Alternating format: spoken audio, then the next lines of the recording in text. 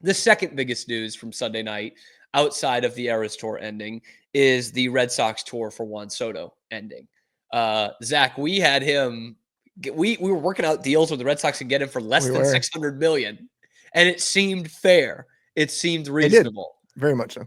And fair and reasonable went way out the window when Steve Cohen got involved in this. The Mets signed Soto for, was it 14 years? 14 years. 15. 15. Then the Yankees went 16. Okay. 15 years for $765 million. This has nothing. It has to do with $765 million. I have the NBC News article for it pulled up, and it says that the 15-year, $765 million contract in what is believed to be the most lucrative deal in team sports history. How would they not? I think they said team. Oh, okay. They said team sports history. Fair enough.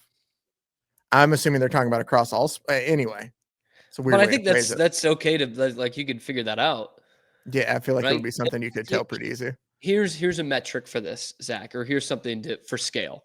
Okay. There have been 7 contracts in NHL history to hit $100 million in total value. All 7 of those contracts combined do not reach the contract that Juan Soto just signed. Ovechkin, Draisaitl, Weber, Crosby, Kovalchuk, McKinnon, McDavid, all combined for $753 million. And so it just signed for $765. And if you've seen the incentives of this and the opt-in after year 5, there's a real good chance he's making over $800 million from the Mets. And I would argue out of that list there that's at least for sure 3 household names for people who don't even follow hockey that much. Yep. Like the biggest names in the sport. Yeah. And they combine for like less than half. It's incredible. Man. It's incredible. One guy's going to be the all-time leading goal scorer. And they're not even close. And right after the figures come out on the bets, we get what the Yankees offered, which was 16 years and $760 million. And that is so telling. That the Steinbrenner family, Hal, is still getting close, but not getting any cigar.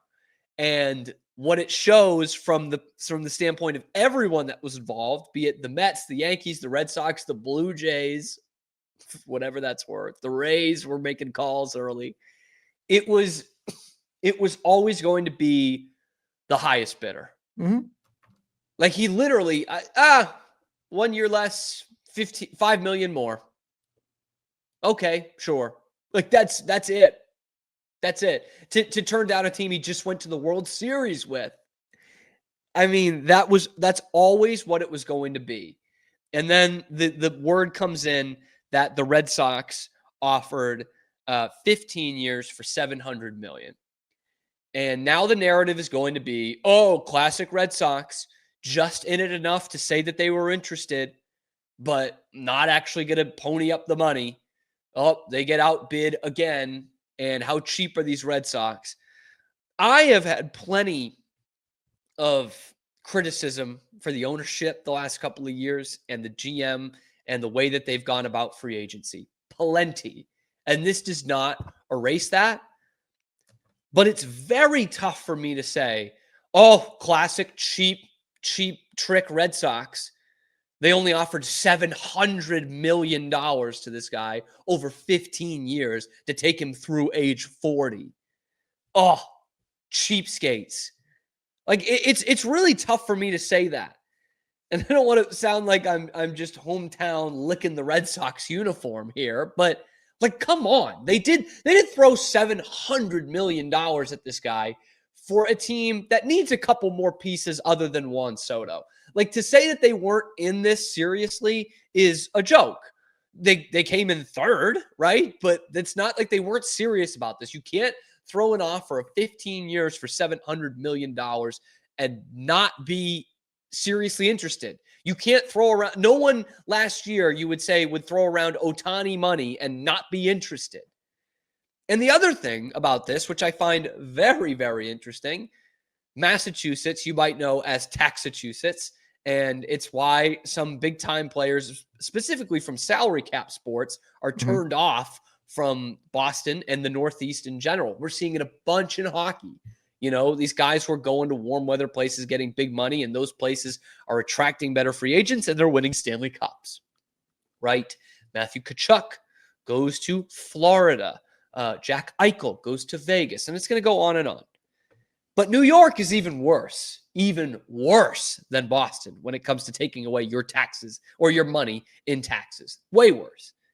Because, again, the Red Sox last offer at 15 years at $700 million. They would actually, Juan Soto, if he had signed that deal with the Red Sox rather than the Mets deal, would have had more take-home money with Boston. He would have taken home $385 million versus $382.5. Like, it's incredible that this guy, I don't know who his agent is. I don't know. Well, it's Boris, but I don't know if Boris takes home more money. I don't know if it's a percentage cut or of the fine. I don't know. I don't know how the taxes affect Boris because I doubt he lives in New York. But there's more take-home money in Boston than there was with the Mets. And I don't know if the player even knew that. It's not that much when you come down to it, right? $2.5 million for a guy who's already making $380 million is probably not a lot. But it's really not like the Red Sox cheaped out on this thing.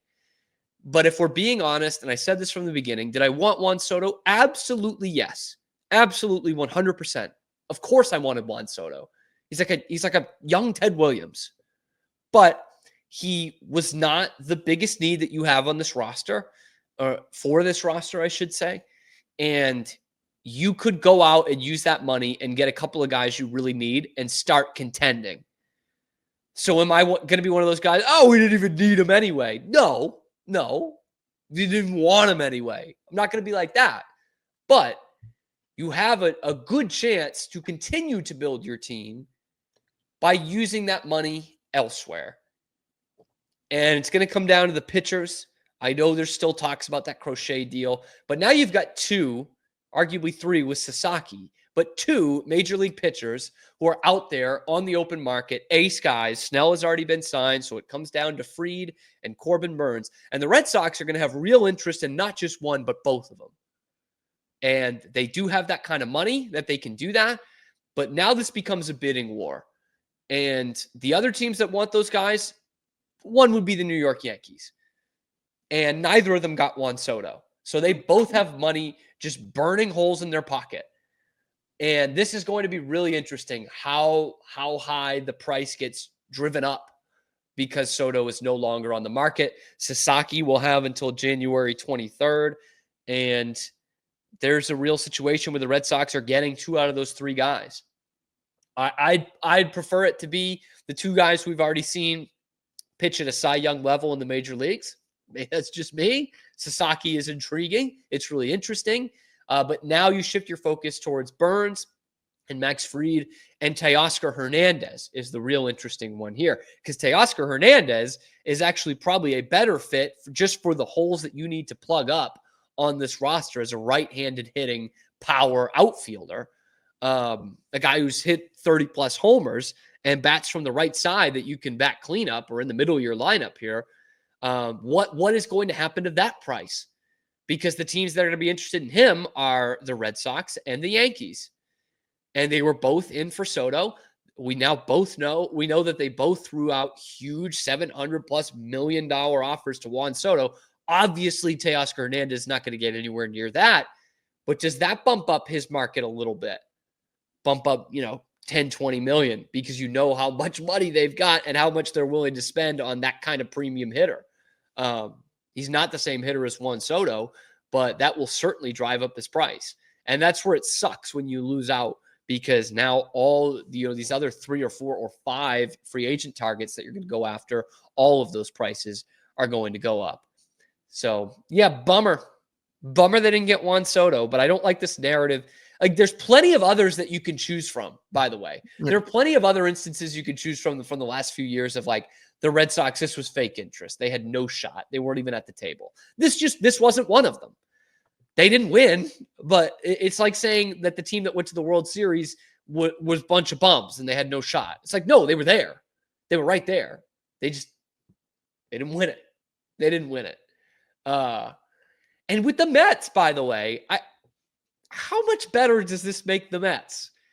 They've still got like Clay Holmes and Luis Severino in the middle of their rotation. And like, does it make them better than the Phillies? No, Severino just signed with the A's because it was like the biggest. That's right. They lost Severino as one of their best pitchers last year. Yeah, because his I don't want to say overpaid, but obviously it was not what he thought the market he was going to get. So when they offered it to him, like I get why he took it. It's a decent amount of money for the A's to offer out there, but yeah, he's no longer in New York. So it doesn't make them as good as the Phillies. It doesn't. Philly's still a much better team.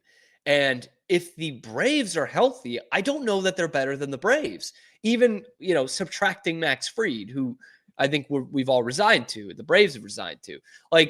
And they have not been healthy the last 2 years. But if they've got those guys healthy, I'm talking about, Sale coming off a Cy Young, but with a spotty injury history, Spencer Strider, obviously Ronald Acuna, who missed most of last year. The Mets weren't even as good as them last year when Acuna was hurt most of the year. Mm-hmm. I don't know, if you add Juan Soto, yeah, you should be better. But if they add Ronald Acuna and Spencer Strider, you're still maybe the third best team in the division. So that's where I find it fascinating from the Mets standpoint. And you've locked yourself in for a couple of years here. You're not going to be able to spend big for a couple of years. I know Uncle Steve is rich, but I don't know if you can be that rich.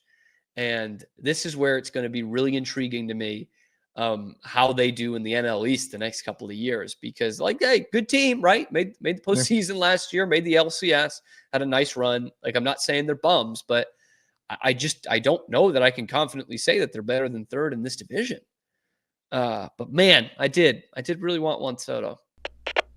We are Rogue Media Sports. Hey, thanks for stopping by. And if you like this video, be sure to give us a like and subscribe. It really helps out the channel a ton. You can follow me on Twitter here for some more outrageous Boston sports takes coming to you every weekday at noon Eastern time. And then after that, wherever you get your podcasts.